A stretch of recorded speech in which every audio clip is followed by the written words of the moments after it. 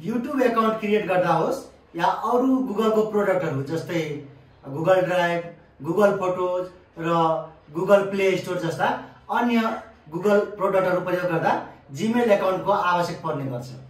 त्यसैले आजको यो भिडियोमा हामी step by step Gmail account कसरी क्रिएट गर्ने भनेर सिक्छौं। साथीहरु, यति बेला म मेरो कम्प्युटरको स्क्रिनमा छु। अब जीमेल अकाउन्ट क्रिएट गर्नको लागि सर्वप्रथम ब्राउजर ओपन गर्नुहोस्। म मेरो कम्प्युटरको गुगल क्रोम ब्राउजर ओपन गरे। र यदि तपाई आफ्नो मोबाइलबाट जीमेल अकाउन्ट क्रिएट गर्न जाँदै हुनुहुन्छ भने तपाईको मोबाइलमा गुगल क्रोम ब्राउजरलाई डेस्कटप भर्सनमा ओपन गर्नुहोस्। अब यो गुगल क्रोम ब्राउजर ओपन भइसकेपछि यहाँ सर्चमा gmail.com टाइप गरेर इन्टर गर्नुहोस्। यो इन्टर गरिसकेपछि यहाँ तल तपाईले हेर्नुभयो भने क्रिएट अकाउन्टमा क्लिक गर्नुस्।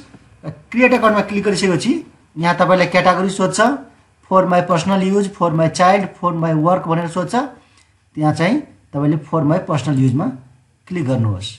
अब यसपछि तपाईलाई यो एउटा फर्म फिलअप गर्ने पेज खुल्छ। त्यसमा तपाईको first name, last name, email address, पासवर्डहरु फिलअप गर्नुपर्ने हुन्छ। जस्तै मैले मेरो फर्स्ट नेम लेखे, त्यसपछि सरनेममा मेरो लास्ट नेम टाइप गरे। त्यसपछि इमेलमा उले सजेस्ट गरेछ इमेल, मैले त्यो इमेल राख्दिन, मैले आफ्नो हिसाबले uday.k.yadav2023 यो इमेल एड्रेस मैले एउटा टाइप गरे। तपाईले पनि आफ्नो फर्स्ट नेम, लास्ट नेम र यसरी इमेल एड्रेस टाइप गर्नु होला। त्यसपछि पासवर्ड भन्छ, सकेसम्म स्ट्रङ पासवर्ड राख्नु होला। मैले पनि एउटा पासवर्ड टाइप गर्छु। त्यसपछि कन्फर्म पासवर्ड भन्छ, फेरि सेम पासवर्ड टाइप गर्नु होला।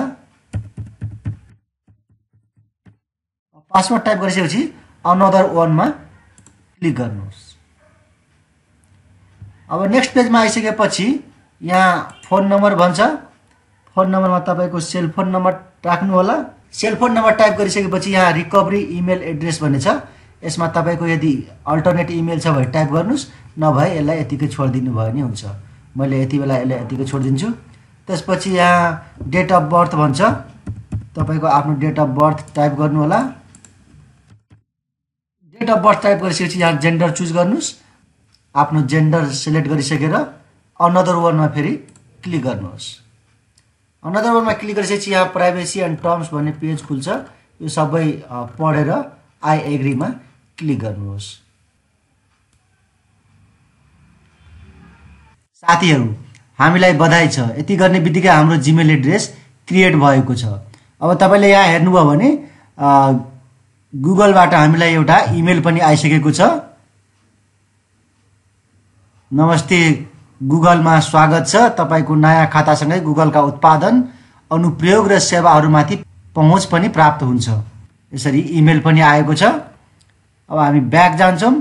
अब तपाईले अब नयाँ क्रिएट गर्नु पर्यो भने यो नयाँ सन्देश लेख्नुहोस्। यो पेनको जस्तो जुन आइकन छ यसमा तपाईले क्लिक गरेर तपाईले आफ्नो प्रापकमा तपाईको कसलाई इमेल पठाउन चाहनुहुन्छ त्यसको इमेल एड्रेस, के विषयमा लेख्न चाहदै हुनुहुन्छ त्यसमा सब्जेक्ट लेख्नुस् अनि इमेल टाइप गरेर तपाईले पठाउनुहोस्मा क्लिक गरेर तपाईले इमेल पठाउन पनि सक्नुहुन्छ।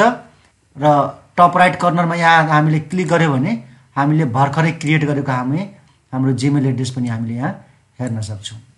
साथीहरु, यो भिडियो हेर्नु भएकोमा धन्यवाद। यदि तपाईलाई यो भिडियो मन पर्यो भने भिडियोलाई लाइक गरिदिनु होला र साथीहरुलाई शेयर पनि गरिदिनु होला। र तपाईको कुनै सल्लाह सुझाव र प्रतिक्रिया भए कमेन्ट बक्समा कमेन्ट गर्नु होला। धन्यवाद।